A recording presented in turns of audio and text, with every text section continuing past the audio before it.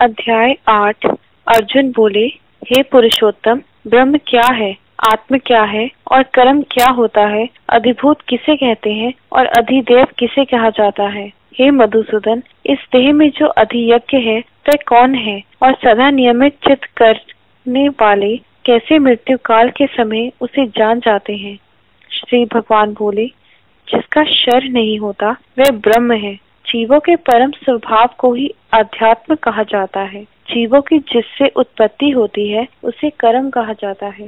इस देह के शर भाव को अधिभूत कहा जाता है और पुरुष अर्थात आत्मा को अधिदेव कहा जाता है। इस देह में जो अधियज्ञ है देह धारण करने वालों में सबसे श्रेष्ठ है। अंतकाल में मुझी को याद करते हुए जो देह से मुक्ति पाता है वह मेरे ही भाव को प्राप्त होता है, इसमें कोई संशय नहीं। प्राणी जो भी स्मरण करते हुए अपनी देह त्यागता है वह उसी को प्राप्त करता है।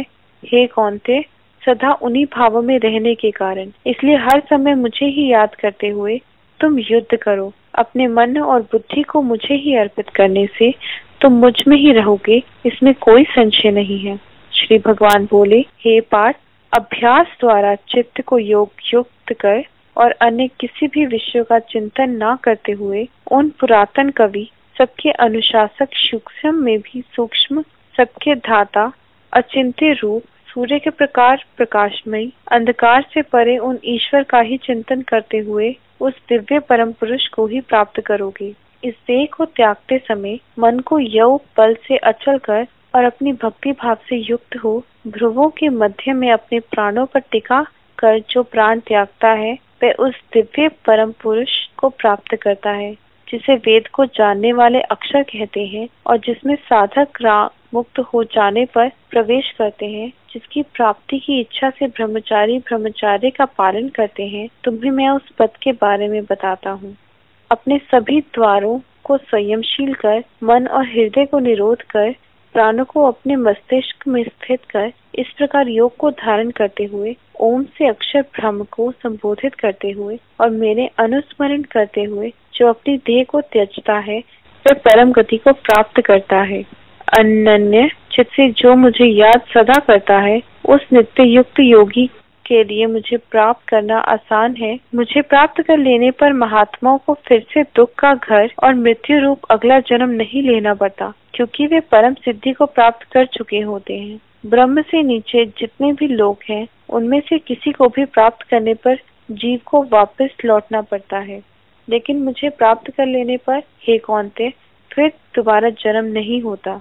जो जानते हैं कि सहस्त्र युग बीत जाने पर ब्रह्म का दिन होता है और सहस्त्र युगों के अंत होने पर रात्रि होती है, वे लोग दिन और रात को जान जाते हैं। दिन के आगम पर अव्यक्त से सभी उत्पन्न होकर व्यक्त होते हैं और रात्रि के आने पर प्रलय को प्राप्त हो, जिसे अव्यक्त कहा जाता है, उसी में समा जाते हैं। हे पार्थ, इस प्रकार ये समस्त जीव दिन आने पर बार बार उत्पन्न होते हैं और रात होने पर बार बार वशहीन हो जाते हैं।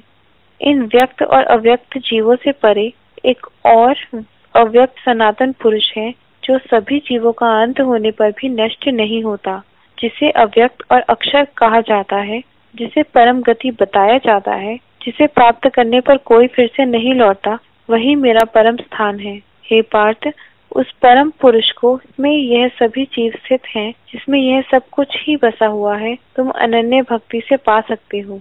श्री भगवान बोले, हे भरतऋषभ, मैं अब तुम्हें वह समय बताता हूँ जिसमें शरीर त्यागते हुए योगी लौट कर नहीं आते और जिसमें वे लौट कर आते हैं। रोशनी में अग्नि की ज्योति के समीप दिन के समय या सूर्य के उत्तर में होने वाले 6 महीने उसमें जानने वाले ब्रह्म को जानने वाले ब्रह्म को प्राप्त करते हैं। धुएं रात्रि अंधकार और सूर्य के दक्षिण में होने वाले 6 महीने उस पे योगी चंद्र को ज्योति को प्राप्त उन्हें लौटे हैं। इस जगत में सफेद और काला ये 2 शाश्वत पद माने जाते हैं। एक पर चलने वाले फिर लौट कर नहीं आते और दूसरे पर चलने वाले फिर लौट कर आ जाते हैं। हे पार्थ, ऐसा एक भी योगी नहीं है जो इसे जान जाने के बाद फिर कभी मोहित हुआ हो। इसलिए हे अर्जुन, तुम हर समय योग युक्त बनो। इस सब को जानकर योगी वेदों, यज्ञों, तप और दान से जो भी पुण्य फल प्राप्त होते हैं उन सब से ऊपर उठकर पुरातन परम स्थान प्राप्त कर लेता है।